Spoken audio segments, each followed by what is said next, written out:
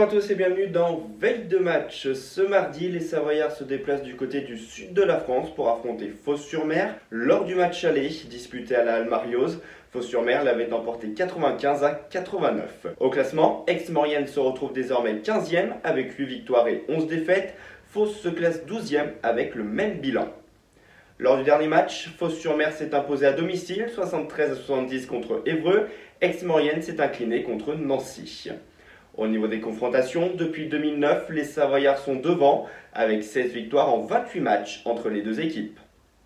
Le bilan des 5 dernières rencontres maintenant avec une défaite et 4 victoires pour Fos-sur-Mer et l'opposé pour les Savoyards qui se sont inclinés à 4 reprises sur les 5 dernières rencontres.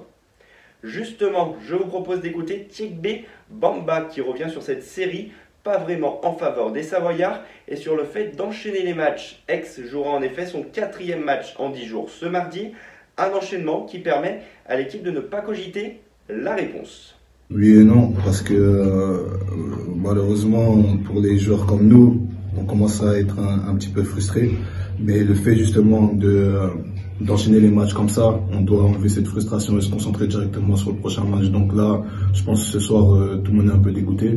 Mais à partir de demain, on va devoir se concentrer sur le match de mardi et essayer de revenir avec la victoire. Il faut s'imposer, donc je pense mardi, ils vont avoir confiance. En plus, c'est chez eux et c'est le dernier match avant le break. Donc je pense qu'ils vont vouloir finir sur une bonne touche pour enchaîner le break. Donc on va devoir se concentrer et faire un effort pour, encore une fois, essayer de revenir avec la victoire. Les statistiques de la rencontre et on s'intéresse tout d'abord aux points marqués par les deux équipes et on va les voir. Les deux formations sont très proches à ce niveau-là. 1492 points marqués depuis le début de la saison pour Fos-sur-Mer et 1500 pour les Savoyards.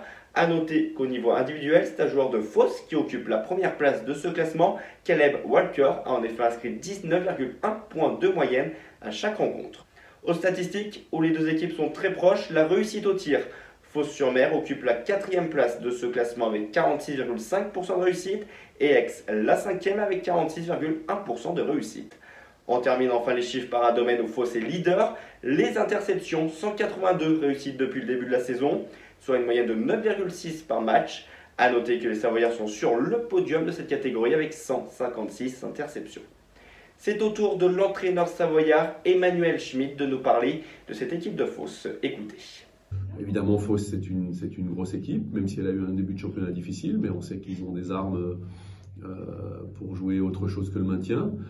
Maintenant, on les a joués les yeux dans les yeux en Leaders Cup, on les a joués ici, même si on a perdu au final, mais c'est un match où on les a joués les yeux dans les yeux, donc on n'a pas de complexe à faire. Maintenant, il va falloir être serein, je dirais, être concentré, être le plus précis possible dans ce qu'on veut faire et puis surtout répondre au combat physique parce que c'est une équipe qui joue très physique, qui va vouloir imposer ça, donc il va falloir d'abord être présent dans ce domaine-là. Les arbitres du match, Mathieu Baillot, Marc-Antoine Mendes et Sofiane Rayem.